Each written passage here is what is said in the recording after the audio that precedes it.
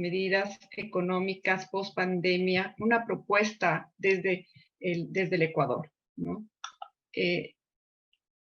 Quiero hacer en primer lugar una cita de uno de nuestros precursores, porque hoy creo que en la situación en que nos encontramos de pandemia, encontramos muchos héroes de a pie, muchos héroes que dentro de la pandemia han resaltado en esta situación.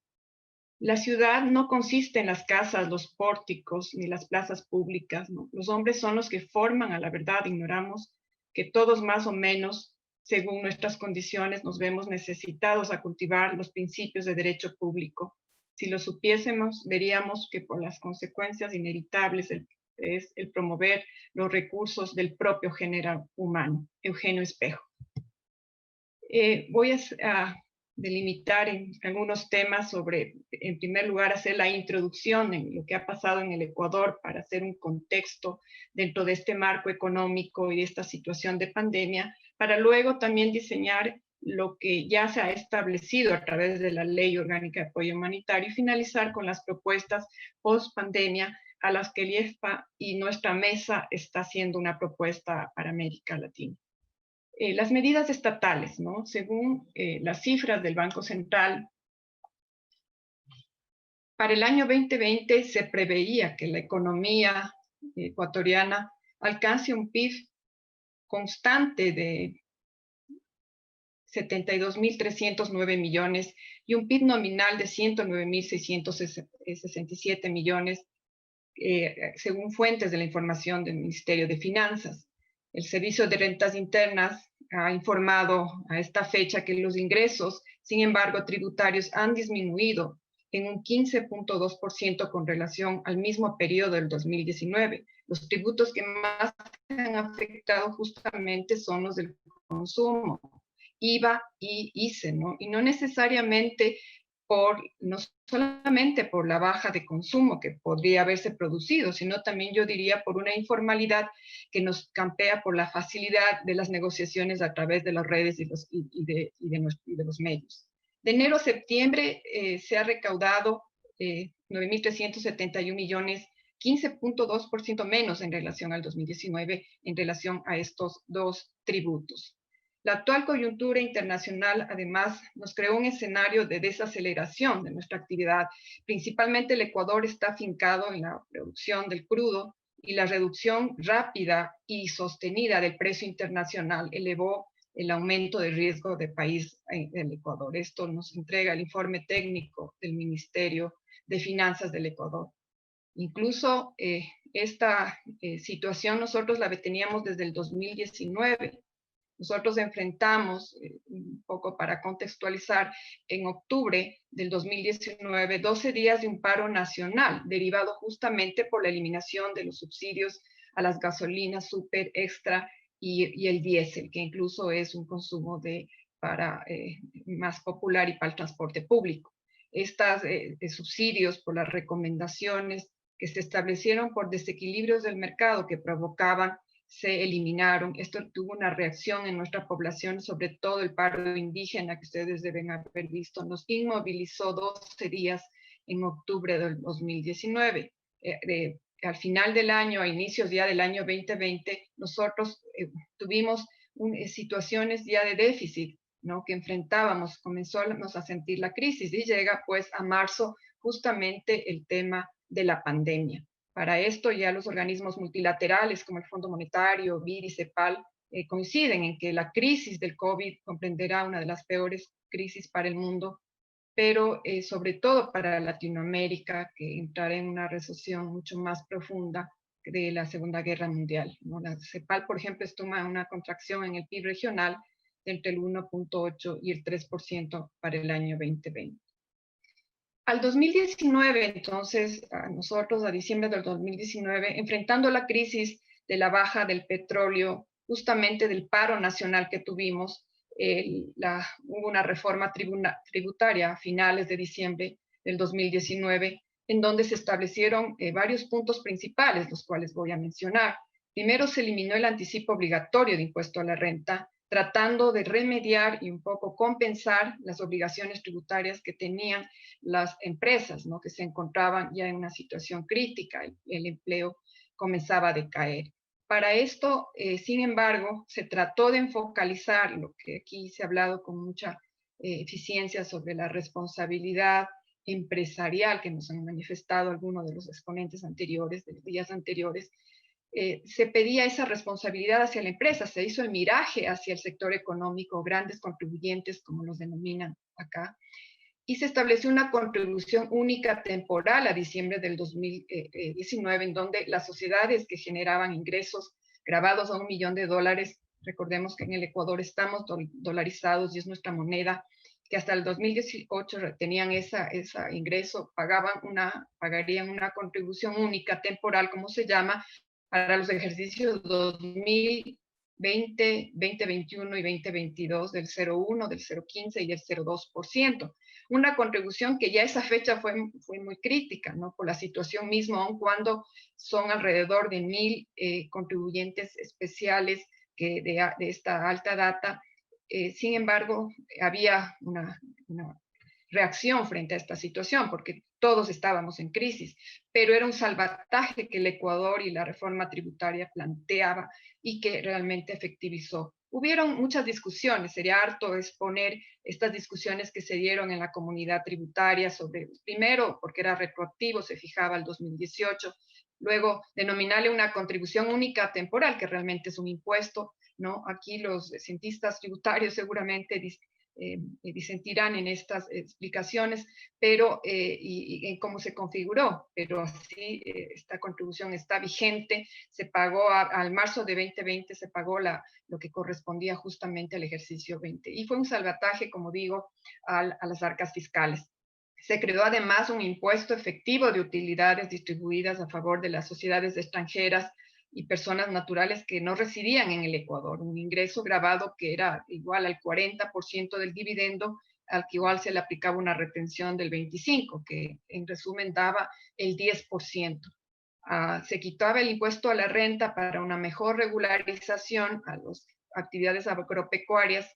En el Ecuador, el banano, los productos en estado natural son nuestros productos también que inciden mucho en la recaudación, y se estableció más bien, se les quitó del régimen común para establecerles, para facilitar la recaudación, una tarifa progresiva del 0% al 1,8% para los productores y sobre la venta local, y lo mismo para el caso para exportadores del 1,3 al 2.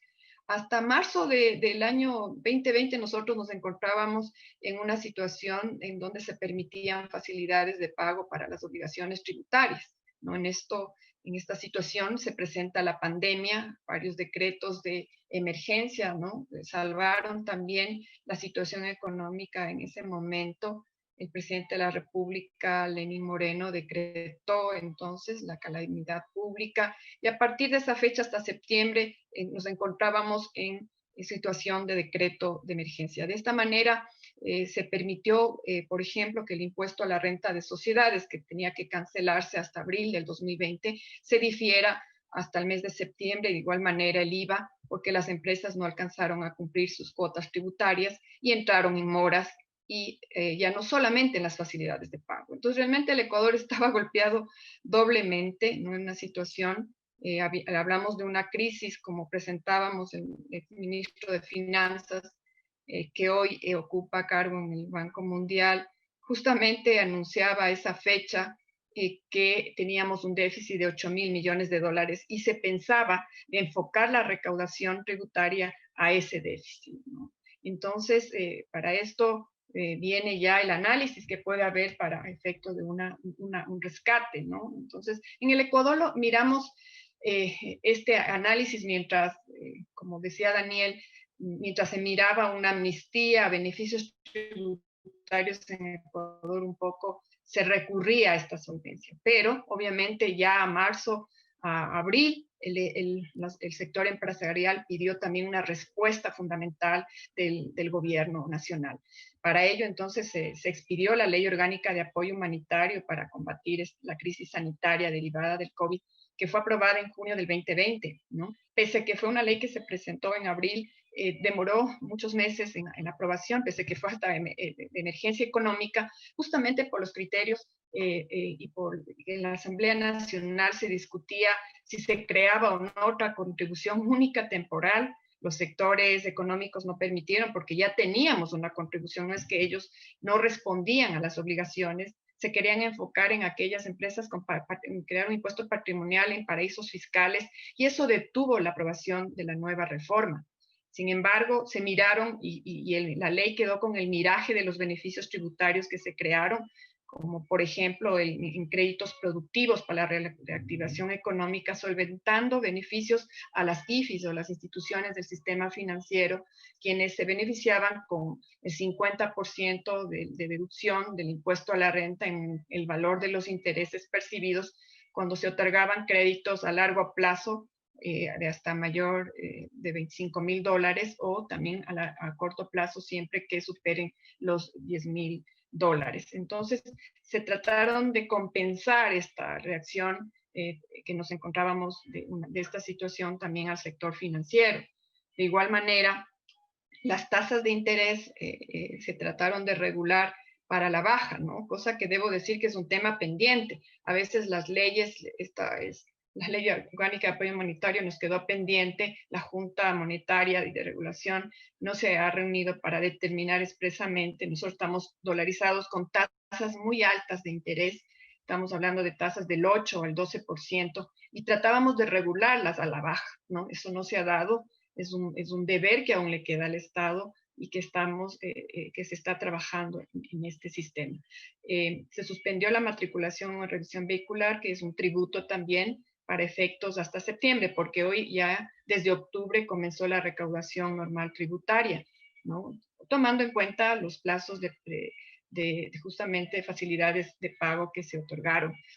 Una reforma fundamental fue la de prelación de créditos que anteriormente en las normas económicas, en los códigos financieros, constaban en el tercer o cuarto lugar, pasaron a ocupar el séptimo lugar luego de obligaciones incluso privilegiadas de deudores de segmentos de crédito, por ejemplo, en el caso de obligaciones del Estado. ¿Qué pasó ya con el impuesto a la renta? Que es un poco lo que nos conlleva en este análisis. Se volvió a determinar, recordemos que a diciembre del 2019 se había eliminado el pago obligatorio. No se eliminaba el anticipo, pero se lo hacía voluntario. Ya no tenía ese peso de hacerlo obligatoriamente. Sin embargo, esta reacción del Estado estableció en cambio ahora solicitar realmente que se haga estos anticipos voluntarios. Expresamente este decreto fue expedido para efectos de como ordena la Constitución, con el decreto de emergencia, que el presidente pueda ordenar el pago anticipado. Se lo hizo la Corte Constitucional en un tema de cruce, declaró inconstitucional porque no era claro la definición de a dónde se dirigían los recursos. El Estado solicitaba, recuerdo, el auxilio también de los jueces en esta intervención. Posteriormente se expidió otro decreto, o sea, fue un borrón, cuenta nueva, reformularon explicando la situación y la derivación a dónde se dirigían los recursos y se estableció la validez de este anticipo. Fue importante, ¿no? La semana pasada escuchaba a la Dirección General del Servicio de Rentas Internas, que es nuestra administración tributaria interna, establecía que había recaudado 237 millones, con lo cual rompía un poco el déficit y lograba recursos frescos al Estado justamente para afrontar la pandemia y al sector salud. Se derogó también la contribución del 1 por mil sobre el valor de los activos fijos en esta ley que debían pagar los establecimientos de servicios al turismo. El Ecuador tiene como un extracto de importancia el turismo y se vio muy afectado en esta pandemia. Entonces se le estableció ya esta base tributaria. Como otro tema quería exponer qué ha pasado en el Ecuador en esta situación de la pandemia. Esta ley también estableció con vigencia desde septiembre del año 2020 el impuesto sobre los servicios digitales para el Ecuador, ¿no? Entonces, esto es algo novedoso que nosotros estamos trabajando en ello. Justamente, entiendo, Argentina y Uruguay han tomado ya posición también en estos temas, y como siguiendo esta dinámica de América Latina un poco como una medida unilateral, el Ecuador estableció en su ley del 2019 con vigencia, como digo, desde el mes de septiembre. Estamos ya en una aplicación práctica de estos servicios. Nosotros enfocamos dentro de lo que es la inteligencia fiscal y artificial, mejor dicho, como esa simulación de la inteligencia humana, ¿no? Nosotros estamos buscando en este mundo de cambio, de reforma, aplicar justamente inteligencia racional a máquinas, ¿no? A través de los dispositivos en el hogar, la domótica. Nosotros permanentemente vemos esta inteligencia en algo tan común como nuestras máquinas de hogar, ¿no?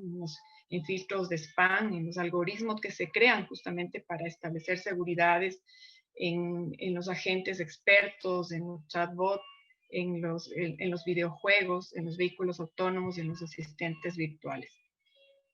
Es clave hoy en día el tema de la economía digital. Ecuador hizo un análisis profundo para determinar también la necesidad de buscar un tributo y la recaudación dentro de lo que son los recursos que salen del Ecuador en el uso de los recursos, redes tecnológicas, como es el caso de la economía digital. Entonces, el impacto fue en generación justamente en revisar que esto genera riqueza, que hay una economía silenciosa y compleja que hoy se expandió en la pandemia, que hoy vemos que son cambios que han venido a quedarse en el Ecuador, ¿no? El Ecuador quizás tenía muchas todavía recelo en la aplicación en ciertos sectores de estos servicios digitales. Hoy contamos con una apertura muy abierta ya al manejo de redes en distintos sectores, no solo en la educación.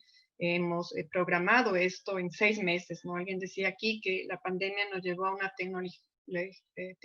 tecnología inmediata que no nos esperábamos, ¿no? Y justamente hoy, esto de los nativos móviles, hoy nos hemos convertido en todos, ¿no? Aquellos que son de la nueva generación, como todos los que estamos manejando este tema. También en el tema de comercio electrónico, se avalizó y se analizó, mejor dicho, en el Ecuador, todo el tema del comercio entre empresas,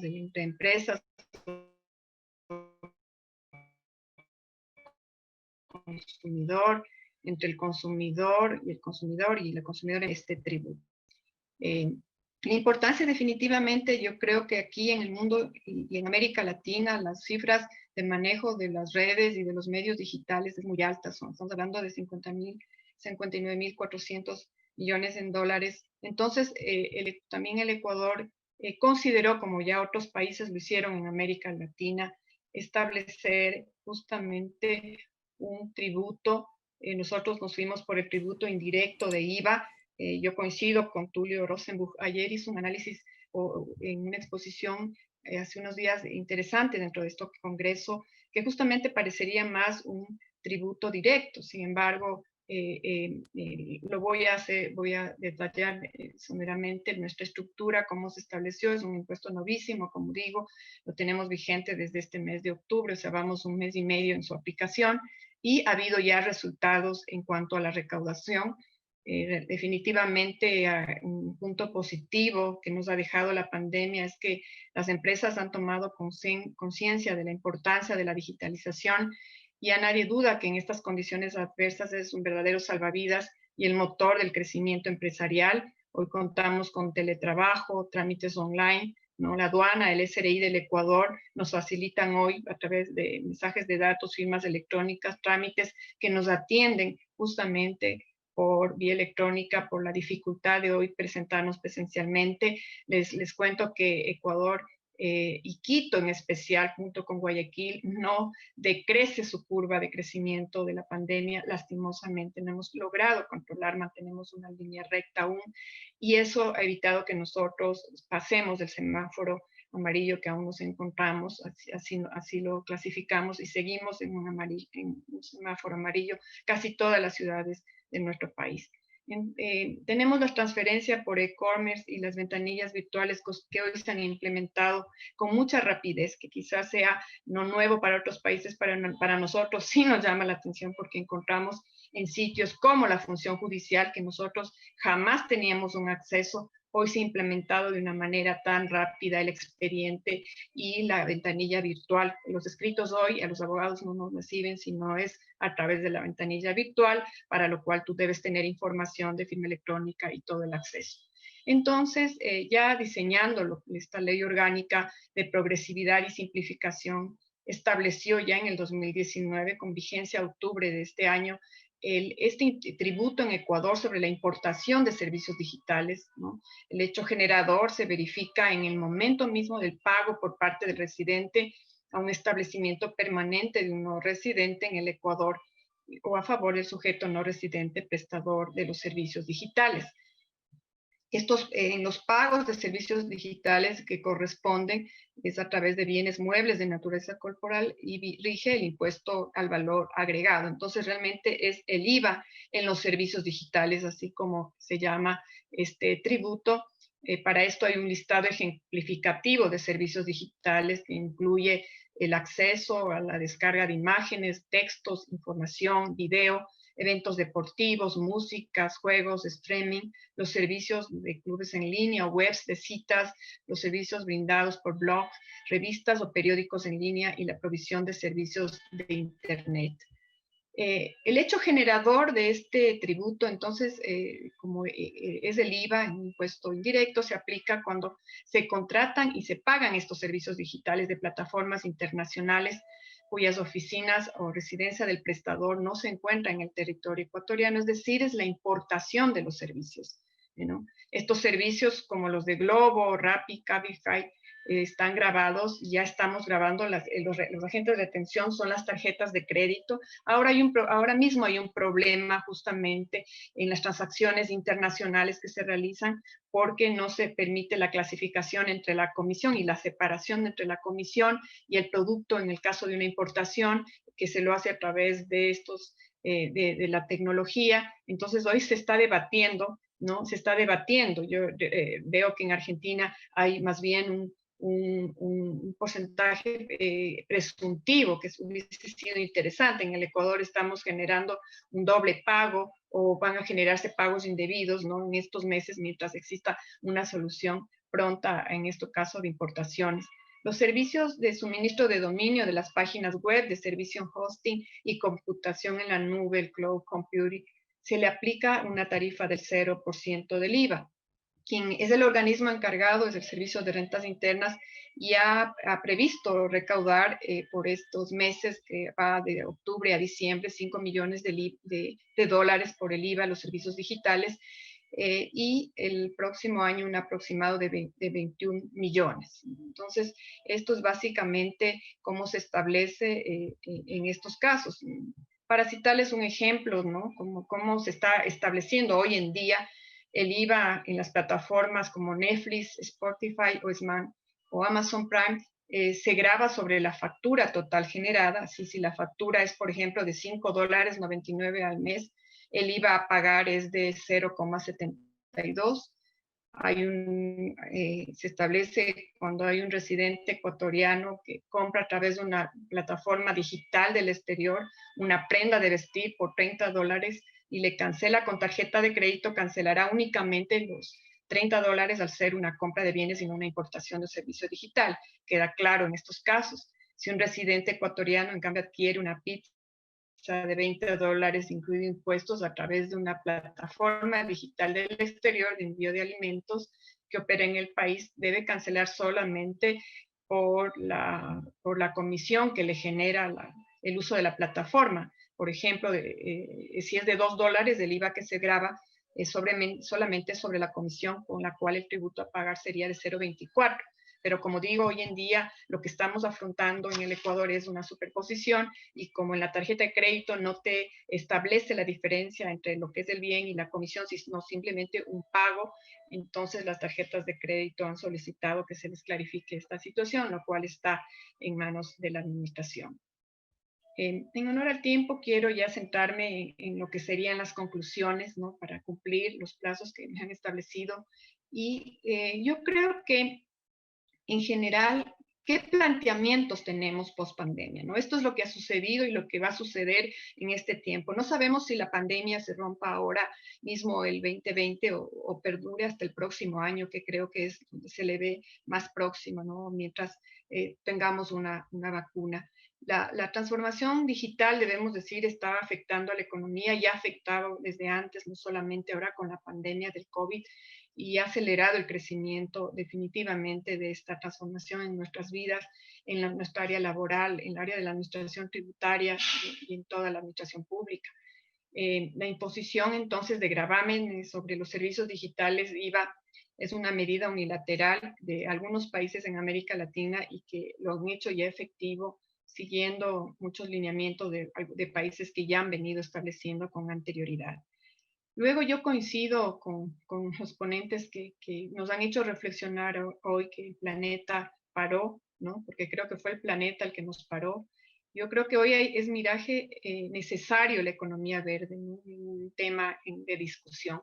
Para el caso ecuatoriano, nosotros teníamos un impuesto a la contaminación vehicular que fue derogado hace un año, ¿no? Justamente por esto, ¿no? Por la Corte Constitucional, que consideraba que no se dirigía, no tanto por la estructura del delito, sino del tributo, perdón, sino más bien por cómo, a dónde se dirigían los recursos, ¿no? Los recursos no estaban ni para reparar la contaminación ambiental, ni para mejorar el parque automotor de los transportes públicos.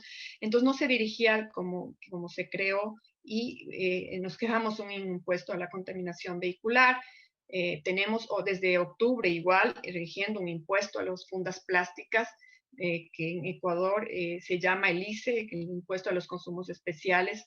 Ahora pagamos desde octubre en cada funda cuando vamos al supermercado. Hoy por hoy, en el 2020, cancelamos 0,4 centavos de dólar por la unidad, por cada funda que pidas. Hoy llevamos nuestras propias bolsas de tela o tratamos ya de implementar un sistema distinto. En el 2022 irá subiendo a 0,6 centavos de dólar hasta llegar a 0,10 centavos, que es lo que va a costar como un adicional del valor de ICE.